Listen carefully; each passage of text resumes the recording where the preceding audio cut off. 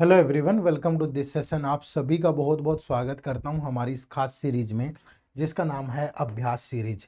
इस सीरीज के अंतर्गत हम यूपीएससी, ईपीएफओ, एपीएफसी और ईओएओ एग्जाम में पूछे जाने वाले डिफरेंट डिफरेंट कंपोनेंट्स को प्रैक्टिस करते हैं। तो आज जिस कंपोनेंट को डिस्कस करेंगे उसका नाम है क्वांट। तो क्वांट का ये मोस्ट इंपॉर्टेंट एमसीक्यूज का पार्ट नंबर 11 होगा। और इससे पहले के 10 पार्ट इसी चैनल पे प्लेलिस्ट के ऑप्शन में जाओगे तो इसी नाम से एक प्लेलिस्ट मिलेगी आपको, वहां पे वो मिल जाएंगे। ये देखना क्यों जरूरी है? क्योंकि जनरल मेंटल एबिलिटी सेक्शन से आपके एग्जाम में 10 से 15 क्वेश्चन पूछे जाएंगे। और वो 10 से 15 क्वेश्चन आप अगर आरामदायक तरीके से बनाना चाहते हैं, सीखना चाहते हैं, तो इस सीरीज को रेगुलरली फॉलो करें। तो जो क्वांट का लेक्चर है वो हर संडे 4 बजे आता है। तो चैनल को सब्सक्राइब कर लो और इस सीरीज से लगातार जुड़ो और अच्छी प्रैक्टिस करो। ठीक है भाई, चलिए। तो शुरू करने से पहले एक और इन्फॉर्मेशन मैं आप लोगों के साथ शेयर करना चाहूँगा। Information is regarding to this comprehensive guide book. इस कॉम्प्रिहेंसिव गाइड बुक के अंदर आपको हर वो चीज़ मिलेगी जो आपको अपनी तैयारी के लिए चाहिए, जैसे कि डिकोडेड सिलेबस, जैसे कि प्रीवियस ईयर क्वेश्चन, जैसे कि सैलरीज के बारे में, पक्ष के बारे में इन्फॉर्मेशन, यानी कि सब्जेक्ट वाइज सोर्सेज। तो सब कुछ जो भी आपकी प्रिपरेशन में हेल्प कर सकता है। आप सोच रहे होंगे सर सैलरी कैसे हेल्प करेगी? सैलरी मोटिवेट करेगी ना, तो तभी तो भाई मन करेगा पढ़ने का। ठीक है, तो ये सारी चीज़ें इस गाइड बुक में मिल जाएंगी free of cost. Link is in the description of this video, जाइए और डाउनलोड कर लीजिएगा। ठीक है, तो आज जो टॉपिक हम लोग डिस्कस कर रहे हैं वो टॉपिक है एवरेज। ठीक है, अब एवरेज टॉपिक से डिफरेंट डिफरेंट टाइप के क्वेश्चन अलग अलग कॉम्पिटेटिव एग्जाम्स में पूछे जाते हैं। ठीक है भाई, तो हो सकता है कि बैंकिंग में अलग टाइप का क्वेश्चन दिखे, एसएससी में अलग टाइप का क्वेश्चन दिखे। तो अलग अलग तरीके के बहुत सारे क्वेश्चन जो हैं वो होते हैं। एवरेज से नंबर पे बेस्ड हो सकता है किसी चीज पे, लेकिन हर किसी का अपना एक तरीका है। तो यूपीएससी का भी अपना एक तरीका है एवरेज पे बेस्ड क्वेश्चन पूछने का। तो यूपीएससी किस तरह के क्वेश्चन पूछता है वो आपको इस वीडियो से पता चलेगा, क्योंकि इस वीडियो में हमने एपीएफसी का प्रीवियस ईयर क्वेश्चन और साथ में जो सीसेट में पीछे पूछे गए प्रीवियस ईयर क्वेश्चन है वो लिए, क्योंकि सीसेट भी यूपीएससी कंडक्ट करता है। अब एपीएफसी में तो ज्यादा सवाल नहीं पूछे गए इससे, बट जितने भी यूपीएससी के दूसरे एग्जाम्स हैं वहां भी जो भी पूछे गए वो सारे लिए। तो हम अच्छे से प्रैक्टिस करेंगे। कोई कंसेप्ट नहीं है पर्टिकुलर, चीजें जब आप करोगे तो प्रैक्टिस से हो जाएंगी, इतनी मैं गारंटी दे रहा हूं। ठीक है, तो शुरू करते हैं पहले सवाल के साथ। ये जो क्वेश्चन पूछा गया है ये एपीएफसी 2023 में पूछा गया। यूपीएससी, ईपीएफओ, एपीएफसी का जो लास्ट एग्जाम हुआ था 2023 में, वहां पे ये पूछा गया था। ठीक है भाई, चलो तो इसको डिस्कस कर लेते हैं, शुरू कर लेते हैं।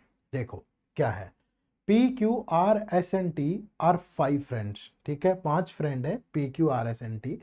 The mean of weights of P Q R S is 50 kg। Mean का मतलब है एवरेज। ठीक है, whereas the mean of weight of Q, R, S and T is also 50 kg. तो which of the following statement is are correct? तो इनमें से कौन सी जो स्टेटमेंट है वो करेक्ट है, ये बताना आपको। देखो पहली चीज कह रहा है कि the mean of weight of P Q R S is 50 kg। तो अगर पी क्यू आर और एस का जो मीन है, मीन अगर वो 50 kg है तो टोटल क्या होगा? 50 into 4 क्या होगा? टोटल वेट जो होगा वो 200 kg होगा। ठीक है भाई, उसके बाद कह रहा है कि where is the mean of weights of Q R S N T is also 50 kg। जो क्यू है, आर है, एस है और टी है, इनका भी जो एवरेज वेट है वो 50 है। तो इनका भी जो टोटल होगा वो कितना होगा? 200 kg होगा। ठीक है भाई, ये भी 200 होगा और ये भी 200 होगा। ठीक है, पी क्यू आर एस भी 200 है, क्यू आर एस टी भी 200 है। ठीक है, अब एक सिंपल सी चीज समझो कि वो कह रहा है कि पहली स्टेटमेंट जो है that is the weight of T is 50 kg। ठीक है, जो टी का वेट है वो 50 kg है। ठीक है, अगर टी का वेट 50 kg है तो इससे वो क्या पूछ रहा है कि ये स्टेटमेंट करेक्ट है कि नहीं है। अब देखो कैसे पता चलेगा, हमें यहाँ पर्टिकुलरली पता ही नहीं है कि पी क्यू आर एस का वेट यानी क्यू आर और एस का वेट कितना है। तो यहाँ पुट कर देते तो टी का वेट आ जाता, बट ये हमें पता ही नहीं है तो कैसे मालूम कर पाएंगे? तो ये आपकी स्टेटमेंट सही नहीं होगी। The weight of P and T R equal. हाँ, ऐसा हो सकता है कि पी और टी का वेट इक्वल है। क्यों? अब देखो अगर पी और टी का वेट इक्वल है, यहां पे देखो ये क्यू आर एस कॉमन है तो क्यू आर एस यहां भी कॉमन है। अगर टोटल वेट सेम है तो दैट मीन्स अगर क्यू आर एस का वेट एक्स है तो इसका वेट भी एक्स होगा। तो P और T का वेट भी फिर इक्वल होगा, P का वेट और T का वेट इक्वल होगा, तभी तो ये 200 200 बनेगा भाई। ये और ये तो कॉमन है दोनों में, तो इन दोनों का वेट भी इक्वल होगा, तभी तो ये इक्वल इक्वल वेट आया होगा। तो ये स्टेटमेंट यहाँ पे बिल्कुल करेक्ट है। तो यहां से जो राइट आंसर था that is option number B, 2 only. ठीक है, तो इस तरीके से क्वेश्चन पूछे जाते हैं, कोई नंबर का कोई ऐसा कोई इस टाइप का सवाल नहीं होगा। ठीक है, चलो देखो नेक्स्ट, और बहुत सारे क्वेश्चन हमने ऐसे ही जैसे जैसे पूछे गए हैं वो लिए हैं। देखो next, suppose the average weight of 9 person is 50 kg। 9 person का एवरेज वेट 50 kg है। The average weight of the first 5 person is 45 kg। ठीक है, where as the average weight of the last 5 person is 55 kg। ठीक है, then the weight of the 5th person will be. तो 5th person का जो wait है वो क्या होगा। देखो अब 9 पर्सन है, मैंने कहा कि ये 9 पर्सन है, A B C D E F G H I, ये 9 पर्सन है। ठीक है, तो वो कह रहा है कि ये जो टोटल 9 पर्सन है ना, ये टोटल 9 पर्सन, इनका एवरेज वेट 50 है। तो टोटल वेट कितना होगा 9 इंटू 50, तो ये बनेगा 450 kg। ठीक है भाई, ये बन गया कितना 9 इंटू 50 तो 450 kg। अब कह रहा है कि the average weight of the first 5 person is 45। ये जो पहले 5 पर्सन है, 6 ले लिए हमने, माफ करिएगा। ठीक है, जो पहले 5 पर्सन हैं, ये जो 5 पर्सन हैं इनका एवरेज वेट 45 है, तो 5 इंटू 45, तो इनका टोटल कितना होगा 225 kg। ठीक है भाई, और जो लास्ट 5 पर्सन है, लास्ट 5 पर्सन ये है भाई, इनका एवरेज वेट है 55, तो इनका टोटल होगा 5 इंटू 55, तो ये बनेगा 275 kg। ठीक है, अब अगर मैं इनका वेट का सम कर दूं तो देखो ये वेट किसका है भाई, ए बी सी डी और ई का है। ठीक है, और ये जो वेट है ये किसका है, ई एफ जी एच और आई का। और ये जो टोटल वेट है ये कितना है, ये 225 और ये 275, तो 225 प्लस 275, ठीक है, ये कितना हो गया भाई 500 kg हो गया। ठीक है, हो गया 500 kg। अब यहां से समझो कि जो टोटल वेट है वो किसका, इन 9 पर्सन का। तो ये जो 9 पर्सन का 450 kg, अगर मैं इसमें से माइनस कर दूं तो कितना बचा भाई 50 kg। अब 9 पर्सन हटाओ, A B C D E F G H I, तो पर्सन कौन बचा, ई, ये मिडल वाला ही तो बचा।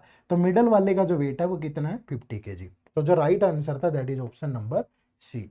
आप ये मत सोचो कि सर ये तो 1 सेकंड में हो जाता, कि इन दोनों का सम कर दो, ठीक है भाई, और इसमें से इसको माइनस कर दो, पर समझ तो लो ना ऐसा क्यों हुआ है।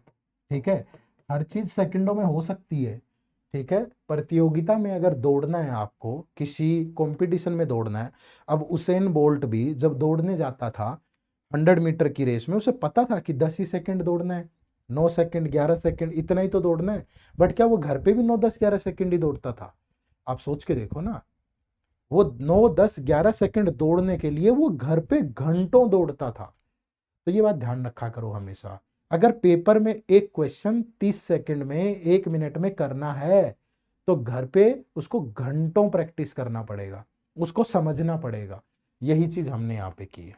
ठीक है, चलो नेक्स्ट क्वेश्चन नंबर 3 देखो, the average marks of 100 students are given to be 40। ठीक है, जो 100 स्टूडेंट हैं उनका एवरेज मार्क्स जो है वो 40 है। ठीक है, it was found later that marks of one student were 53 which were misread as 83। the corrected mean marks are। ठीक है, अब टोटल 100 स्टूडेंट है, स्टूडेंट कितने हैं, स्टूडेंट है 100, उनका जो एवरेज है, एवरेज वो कितना है 40। अब वो कह रहा है कि गलती से marks of one student were 53 विच वार, यानी कि राइटली वो 53 थे, लेकिन गलती से कितना रीड कर लिया 83। तो कितना ज्यादा रीड कर लिया 30। अगर 30 ज्यादा रीड कर लिया तो 30 वापिस देना पड़ेगा भाई। अगर करेक्ट करना है तो 30 ज्यादा जोड़ा है तो 30 बैक होगा, और इस 30 का इंपैक्ट किस पे होगा, टोटल 100 स्टूडेंट पे। तो 30/100, तो 0 से 0, तो 0.3 का इंपैक्ट पड़ेगा सभी पे। तो जो एवरेज पहले 40 है, अब वो 0.3 लेस हो जाएगी, तो इट बिकम्स 39.7। तो जो राइट आंसर है that is option number B. ठीक है, ऑप्शन नंबर बी आपके सवाल का बिल्कुल सही जवाब है। ठीक है, कोई दिक्कत हो तो बताइए, कर पाएंगे? चलो आगे बढ़ा जाए, next question.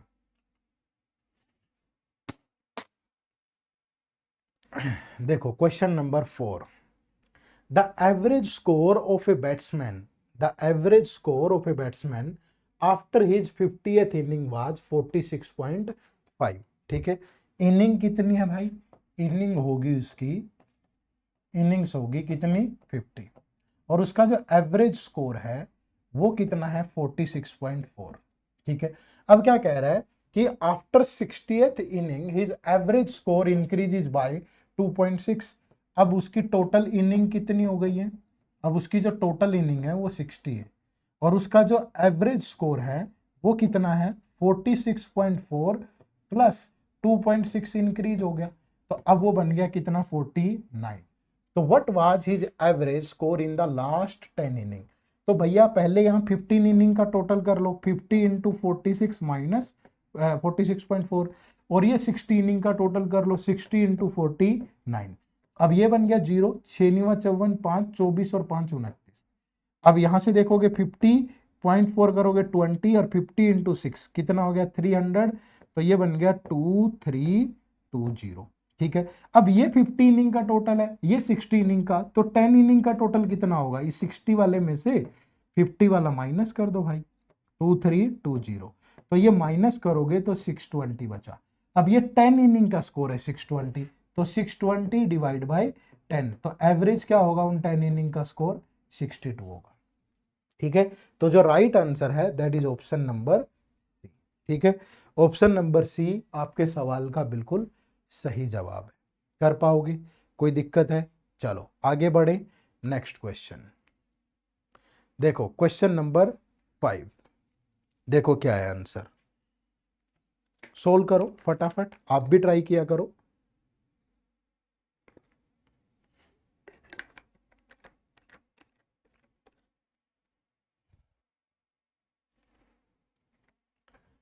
The average monthly income of a person in a certain family of 5 is rupees 10,000। 5 member हैं उस घर में, ठीक है, और जो एवरेज इनकम है वो 10,000 है भाई। ठीक है, what will be the average monthly income of a person in the same family if the income of one person increased by rupees 1,20,000 per year? पहली चीज तो ये देखो कि 1,20,000 इंक्रीज हो रही है पर ईयर, तो मंथली कितना इंक्रीज होगी भाई? तो मंथली इंक्रीज होगी 10,000। तो जो पहले मंथली एवरेज 10,000 था, अब वो 10,000 में, ठीक है, 10,000 में ये जो 10,000 इंक्रीज हुआ है ये भी पूरे परिवार में बंटेगा भाई, एवरेज तो पूरे परिवार में ही बंटेगी ना, तो वही एवरेज अब कितनी हो जाएगी? 12,000। ठीक है, तो जो राइट आंसर है that is option number A. क्या पूछ रहा है? What will be the average monthly income of a person in the same family? तो पहले जो 10,000 है, अगर पूरा एक पर्सन की 10,000 बढ़ी तो वो 5 में इक्वली डिवाइड होगी, 10,000 बाय 5 2,000, और ये कितना हो गया? 12,000। ठीक है, चलो नेक्स्ट क्वेश्चन नंबर 6। ठीक है, मैंने नहीं बनाए हैं ये क्वेश्चन, ठीक है, ये यूपीएससी पूछता है इसी तरीके से, तो वही क्वेश्चन मैं आपके साथ डिस्कस कर रहा हूँ। यूपीएससी के एग्जाम में पूछे गए डिफरेंट, ये मत सोचना कि सर ये तो बहुत आसान है, अब वो ऐसे ही पूछता है तो मैं क्या करूं भाई। देखो, the average rainfall in a city for the first 4 days was recorded to be 0.4 inch. ठीक है, कितना है? 0.4 inch. The rainfall on the last 2 days was in the ratio of 4:3। The average of 6 days was 0.5 inch. What was the rainfall on the 5th day? 6 दिन है, मैंने कहा कि Monday, Tuesday, Wednesday, Thursday, Friday और Saturday. ठीक है, अब वो कह रहा है कि the average rainfall in the city for the first 4 days was to be recorded 0.4 inch. तो ये जो पहले 4 दिन है, अगर यहां एवरेज 0.4 है तो टोटल कितना है? 4 इंटू 0.4 दैट इज 1.6। ठीक है, अब टोटल 6 days का जो एवरेज है, टोटल 6 days का जो एवरेज है वो कितना है? टोटल 6 days का जो एवरेज है 0.5, तो 6 इंटू 0.5 ये कितना है? 3। तो अगर ये 1.6 है, ये 3 है, तो इन 2 days का टोटल कितना बचेगा भाई? 3 माइनस 1.6, तो ये बचेगा 1.4। लेकिन यहाँ पे जो रेनफॉल हो रहा है वो किस रेशियो में है, 4:3 में। तो जब आप 1.4 को 4:3 में डिवाइड करोगे तो पूछ रहा है कि what was the rainfall on the 5th day. तो 5th डे पे कितना है 4, आउट ऑफ ये टोटल कितना 7, और इन दोनों का टोटल कितना है 1.4। तो ये 7 से जाएगा 0.2, तो 4 इंटू 0.2 यानी 0.8। तो 5th डे पे कितना होगा 0.8 इंच। तो that is option number C. ठीक है, चलो नेक्स्ट क्वेश्चन आप भी ट्राई करो, जैसे जैसे क्वेश्चन स्क्रीन पे आ रहा है आपको भी सोल्व करना चाहिए। ठीक है, देखो question number 7, a family has 2 children along with their parents। ठीक है, the average of the weight of the children and their mother is 50। ठीक है, the average of the weight of the children and their father is 52। If the weight of the father is 60 kg, then what is the weight of the mother. ठीक है, क्या है, a family has 2 children, तो children 1 plus children 2 और plus mother. अगर इनका average weight कितना है भाई 50 kg, तो टोटल वेट होगा 50 इंटू 3 यानी कि 150 kg। क्लियर है। The average of the weights of the children and their father is 52। Children 1 plus children 2 plus father, अगर इनका एवरेज 52 है तो 52 इंटू 3 कितना हो गया 156 kg। क्लियर है। अब वो क्या कह रहा है कि अगर फादर का वेट 60 है, अगर यहाँ फादर का वेट 60 है तो चिल्ड्रंस का वेट कितना होगा भाई, टोटल 156 में से 60 माइनस कर दो तो ये होगा 96 kg। ठीक है, अगर ये दोनों का वेट 96 kg है और चिल्ड्रंस पर मदर का वेट 150 है, तो मदर का वेट कितना होगा 150 में से 96 माइनस कर दो तो ये होगा 54 kg। ठीक है, तो the weight of the mother is 54 kg। तो द राइट आंसर है यहाँ पे that is option number D.